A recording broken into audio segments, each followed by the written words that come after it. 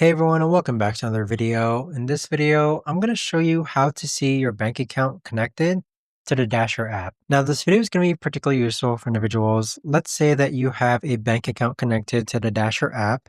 How do you actually go ahead and see which one is connected? Now, this video is going to be short, sweet, and simple, guys. There's not going to be a lot of steps involved. Now, in order to do this, what you're first going to do is log on to the Dasher app. Next, click on the three lines on the top left-hand corner.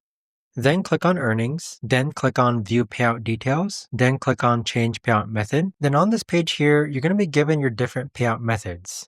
So if you scroll down, you're going to see which bank account is currently connected. If not, click on Change Payout Method, and you could also add a new bank account here. But that right there, guys, is the best and easiest way that I know of to actually go ahead and see your bank account connected to the Dasher app. If you guys know of a better or easier way to actually do this, let me know in the comments down below. I would love to know. Thanks so much for watching everyone, and I'll see you guys all in the next video.